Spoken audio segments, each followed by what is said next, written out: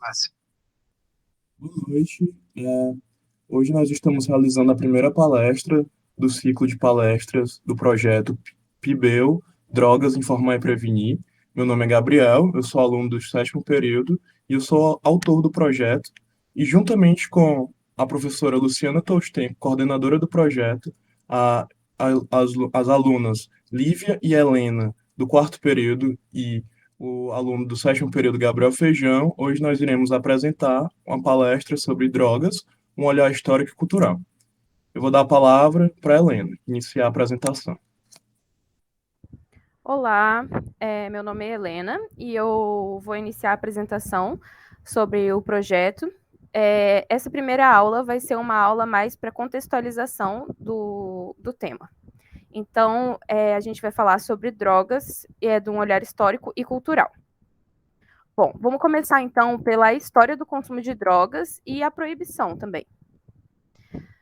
Bom, a história do consumo de drogas, ela tem variações culturais, sociais, regionais, econômicas e políticas. Inicialmente, a proibição do consumo, ela se relacionava primeiramente às dinâmicas socioeconômicas e com os desenvolvimentos das ciências médicas, ela começou a se relacionar com a questão da patologia do consumo do álcool e outras drogas, né? Primeiro, a gente tem que entender o que significa esse termo. Droga, de acordo com a OMS, que é a Organização Mundial da Saúde, é um nome dado a toda substância sintética ou natural não produzida pelo organismo e que é capaz de alterar o sistema nervoso central. Então, ele vai provocar alterações no funcionamento do sistema nervoso. Apesar disso, historicamente, a palavra droga ela não foi inicialmente criada para designar compostos ativos no organismo humano. Os gregos antigos, eles utilizavam o vocábulo pharmakon, para indicar ao mesmo tempo remédio e veneno, dando origem ao nome fármaco, né? Bom, então nesse sentido aqui, na verdade, o que eles consideravam que era prejudicial não era o composto em si, mas sim a dose do que era usado. Então, os efeitos eles podiam ser tanto benéficos quanto prejudiciais, dependendo da dose. Já os povos pagãos, eles também não faziam diferenciação entre os fármacos ruins e os fármacos bons. Só que ainda durante a Idade Média, vai ser introduzido um conceito de substâncias com efeitos psicoativos que vão causar essa mudança no sistema nervoso e vai relacionar as drogas a essa questão prejudicial. Nesse contexto, a gente estima que a gênese do termo droga venha do termo drug, do holandês antigo, que significa folha seca, uma vez que os remédios eles eram feitos principalmente de compostos vegetais ou de folhas encontradas e eram feitos em espécies de potinhos. Então, as folhas elas precisavam secar para que elas pudessem ser ativas no organismo. Bom, já no século XX, o termo narcótico ele foi associado, ele é originado do grego narcon e significa adormecer e sedar. E aí vai ser associado posteriormente à ilegalidade e à delinquência. Então, são alguns sinônimos que a gente vai ter de droga, só que sendo coisas diferentes. Então, fármaco, droga e narcótico. O narcótico, ele vai ser um sinônimo de uma droga ilícita. Então, vai ser diferente das drogas. Bom, agora vamos falar um pouco mais da visão histórica, né? O consumo individual das drogas, ele é uma prática desde o período neolítico em rituais religiosos, bem antes dos fins medicinais. Então, as drogas elas eram usadas em cerimônias místicas e ritos purificatórios, antes da medicina entrar nesse âmbito. Com o avanço dos anos e das práticas do manejo de droga, a medicina se fortaleceu nas técnicas empíricas de experimento, né, pelas doenças. Então, lá por volta do século III a.C., começou a maciça manipulação do ópio. E essa manipulação vai ser aliada a uma investigação clínica, o que vai favorecer o surgimento dos primeiros tratados ocidentais sobre toxicologia, já que o ópio é uma substância tóxica ao organismo. O que vai ser o ópio? Bom, o ópio, atualmente, ele é ilegal, mas antigamente ele era muito utilizado porque ele era conhecido pelas suas ações analgésicas e hipnóticas. Ele era extraído de uma flor, essa flor aqui, e na verdade ele era extraído da flor imatura, né, ainda. E vai causar uma grande dependência. com o advento das grandes navegações, no século XVI, o consumo do ópio ele foi se espalhando junto com o consumo do chá, do tabaco. Por causa das grandes navegações, se vocês derem uma olhadinha nesse mapa aqui, a gente vai ter aqui a Europa, Portugal, Espanha, e vocês vão perceber que uma das rotas que levava era a rota até Pequim, que é a capital da China. Então, essas rotas das grandes navegações fizeram com que o consumo do ópio, principalmente, ele se espalhasse muito. Isso vai gerar uma certa dependência nos territórios colonizados e nos territórios europeus. Então, essa dependência vai desencadear as guerras do ópio. Na verdade, foram duas guerras. A primeira ocorreu entre 1839 a 1842 e a segunda entre 1856 a 1860. Foram guerras ocorridas entre a Inglaterra, que na época era uma das grandes potências das grandes navegações, e a China, que era um dos territórios colonizados. Bom, a Inglaterra ela era detentora do monopólio comercial do ópio, e como a droga na época ela não era ilegal, ela fez com que a população chinesa e a população indiana também ela se viciasse no ópio. Como eu disse, o ópio é uma substância altamente viciante, então ele causa uma dependência muito grande. E isso começou a prejudicar a população chinesa. Então, houveram guerras entre a Inglaterra e a China pela disputa desse monopólio, e acabou que a Inglaterra acabou ganhando essa guerra, apesar da China ter proibido a comercialização. E com esse ganho da guerra, o poder dela acabou se instalando como monopólio do ópio e se espalhando para outros países, né? Ela centralizou esse comércio e até então ele continuou lícito. Assim, a partir do século XIX, o uso das drogas foi se popularizando sem que houvesse medidas de contenção do abuso e conscientização dos usuários, o que foi impactar negativamente a saúde popular e a dinâmica social.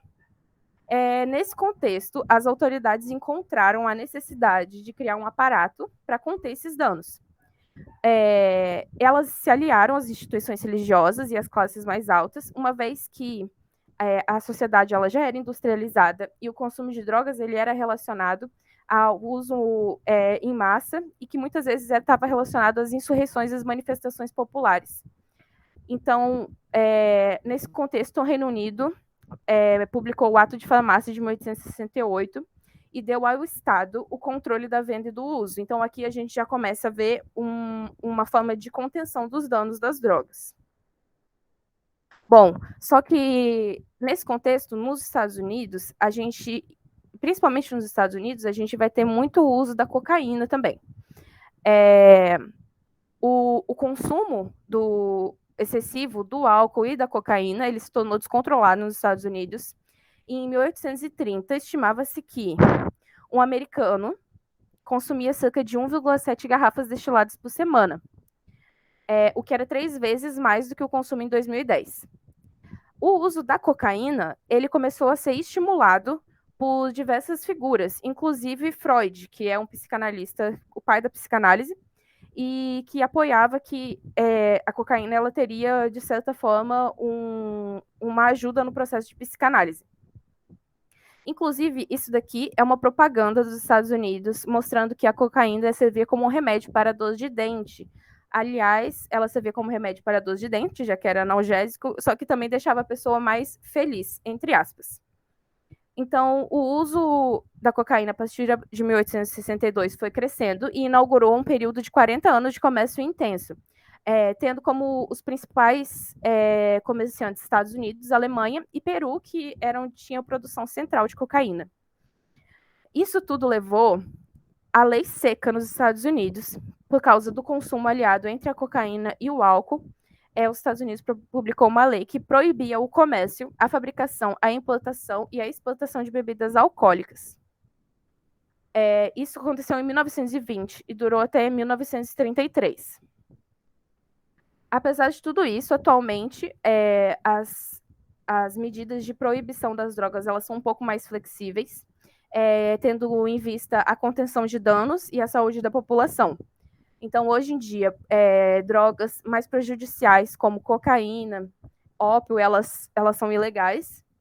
E o uso recreativo de álcool e de tabaco são liberados, além da maconha ser liberada em alguns países, como em alguns estados dos Estados Unidos, Uruguai, Holanda e Canadá.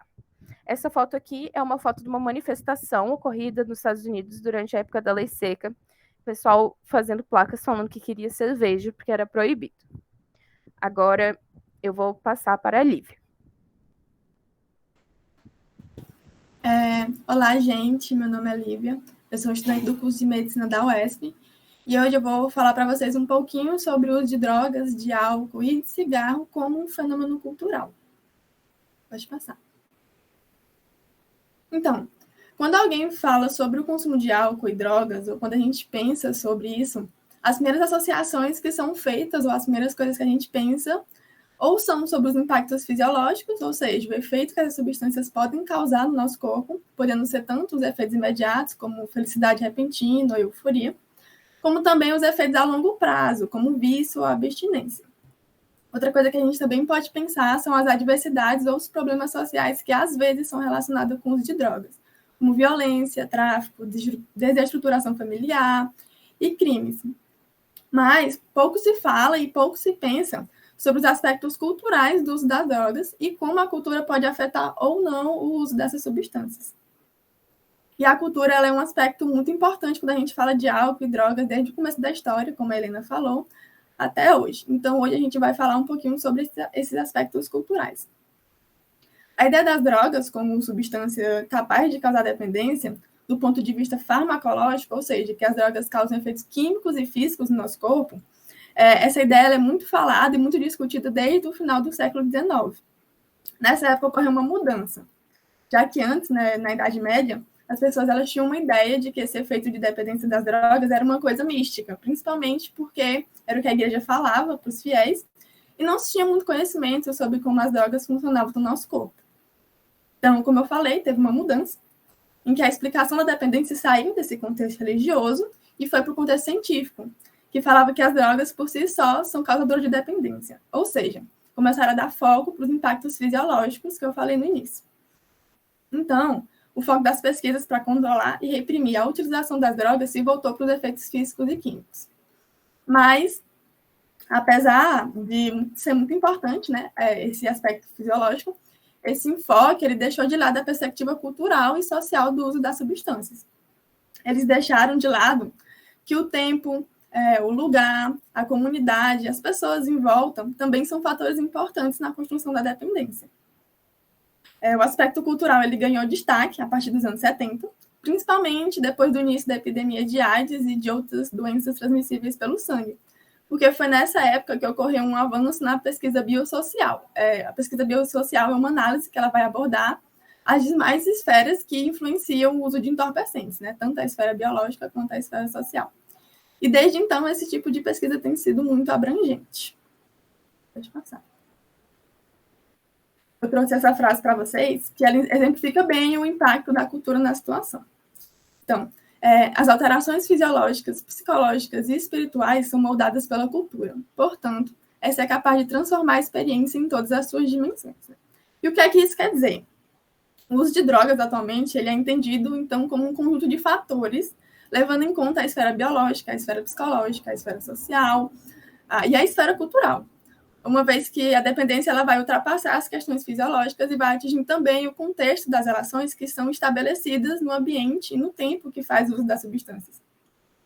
Então, é muito importante compreender a individualidade de cada situação, né, de cada contexto em que a gente pode encontrar a motivação para esse consumo frequente de álcool e drogas. Então, tudo isso é para falar que, às vezes, o contexto cultural causa tanto a dependência quanto o próprio efeito químico da droga. Pode passar. A cultura do consumo de substâncias, ela vai englobar valores, ambientes, rituais, relacionamentos, música, arte, que vão reforçar o envolvimento do indivíduo no consumo das substâncias. Então, eu trouxe para vocês alguns exemplos ao longo da história em que isso foi real. A Helena falou um pouco, né, da cultura grega e romana. As drogas elas eram consideradas, a princípio, substâncias neutras, que poderiam ter consequências positivas ou negativas de acordo com a dosagem utilizada. Então, nesse contexto, as drogas elas tinham uma função terapêutica, mas principalmente uma função recreativa, ou seja, ela era utilizada como diversão e tinha muito relevância nas reuniões sociais da época, como nas reuniões dos políticos gregos e romanos. Outro exemplo é que na história da Índia, o cânhamo, né, mais conhecido como maconha aqui no Brasil, ele era utilizado como intuito ritualístico em grupos de meditação. Ou seja, as pessoas que faziam uso tinham uma visão de que o uso da substância eles podia aproximar mais da religião. E chegando mais perto da história atual, em 1969, nos Estados Unidos, ocorreu o Woodstock, que foi um dos maiores festivais de música da história, em que as drogas e o álcool elas tinham um valor quase que sacramental entre a comunidade de jovens, principalmente relacionado ao movimento hippie e à contracultura. Nesses movimentos, para os participantes, o uso das drogas era quase tão relevante quanto o próprio movimento. Né? Esses diferentes contextos históricos, eles têm em comum a capacidade de proporcionar uma identidade conjunta, né? Eles têm a capacidade de unir as pessoas em razão de algo. E esse algo é o consumo de entorpecentes. Dessa forma, a gente consegue entender que o consumo de substâncias é, acima de tudo, um estilo de vida, que vai gerar em torno de alguns contextos que vão incentivar esse consumo. Só, se a gente for pensar em um exemplo mais simples e menos histórico, hoje em dia, um jovem, quando ele inicia o consumo de drogas, geralmente ele inicia dentro de um grupo, seja de amigos ou de desconhecidos. E a sensação de pertencimento a esse grupo é que muitas vezes faz ele continuar. Tanto que muitos dependentes eles acham mais fácil romper o laço fisiológico, né, o laço químico, do que o laço cultural, que vai unir ele ao consumo de substâncias psicoativas. Então, a partir disso, a gente consegue perceber o quanto as pessoas e a situação em que se encontra, né, podem ser tão perigosas quanto as próprias drogas. E era isso que eu queria passar para vocês hoje. Vou passar a palavra para o Feijão agora.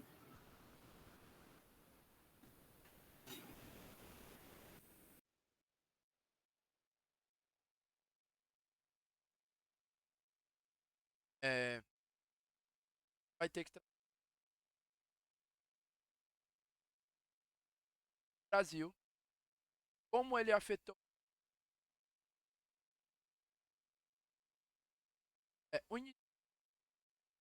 no Brasil pré-colônia. A gente teve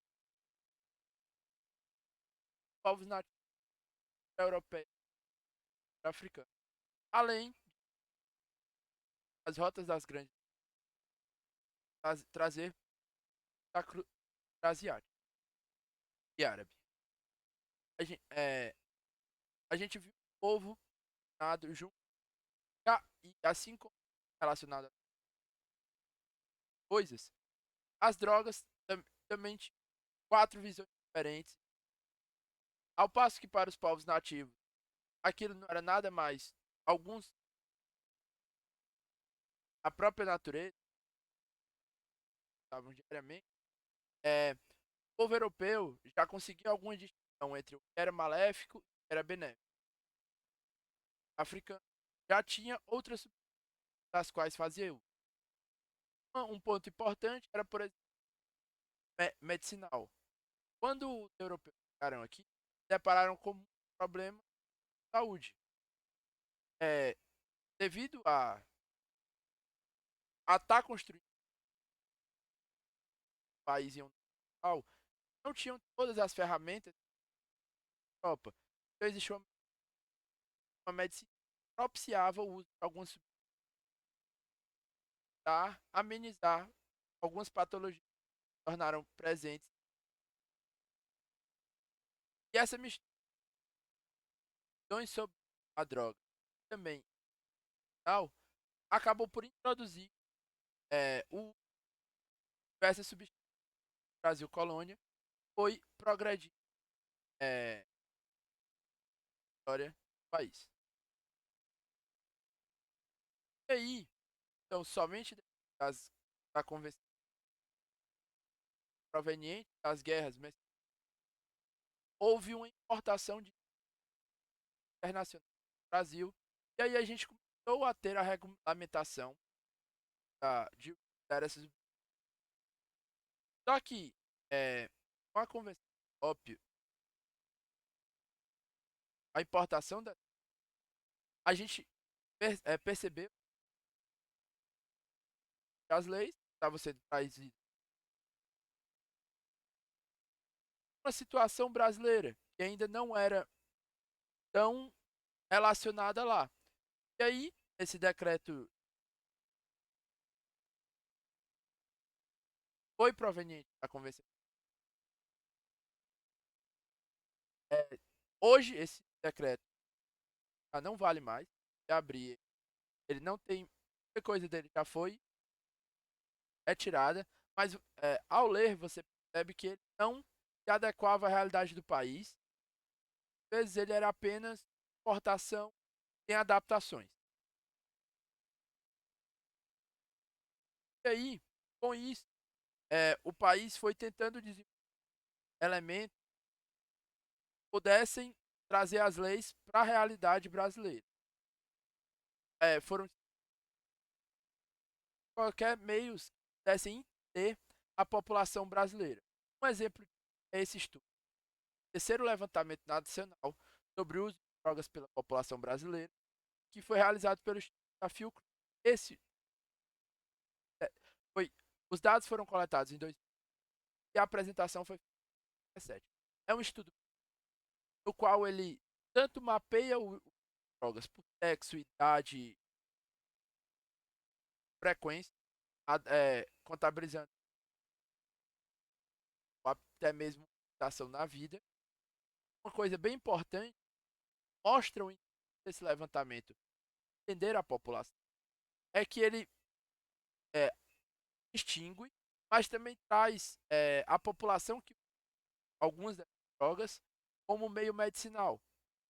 Ele também traz alguns fármacos, principalmente fármacos controlados, famosos tarja preta, coloca eles também em drogas e a ação dele, entendendo toda a população do Brasil. A população em reabilitação, a população que drogas, a população que drogas ilícitas, em um espectro de idade bem. Aqui são duas tabelas, mas essa primeira, a pesquisa relacionada ao álcool, pacientes entre a população de 12 a 60. Na primeira tabela é o gráfico milhões de habitantes, na parte da porcentagem, a prevalência dessa ação de álcool na população. A primeira, a maior coluna, ação na vida, a segunda e a terceira é natural perceber queda, mas a gente percebe a ação taxa muito. Quando o gráfico já trata ao tabaco, que é uma droga que, apesar de ser cada vez tanto no país quanto.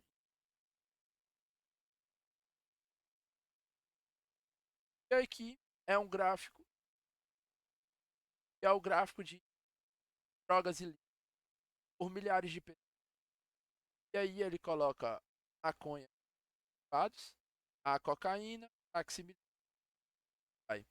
E aí, novamente, ele traz também, onde a gente percebe que a droga é a maconha.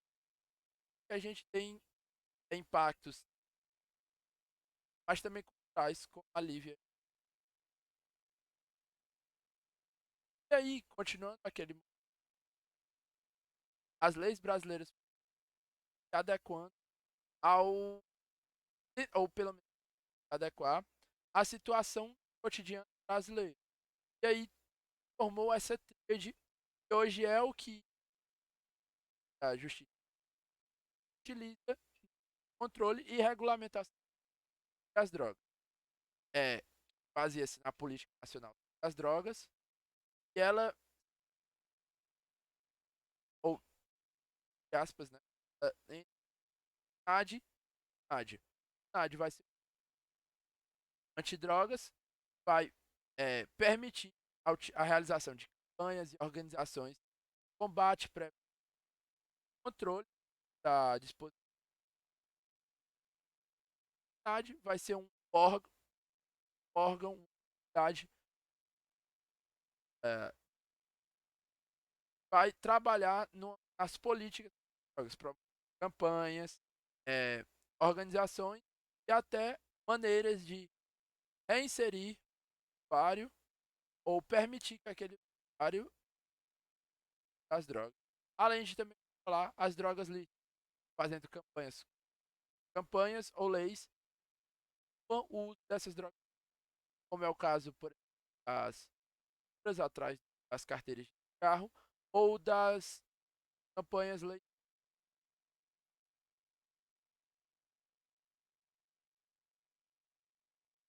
Essas são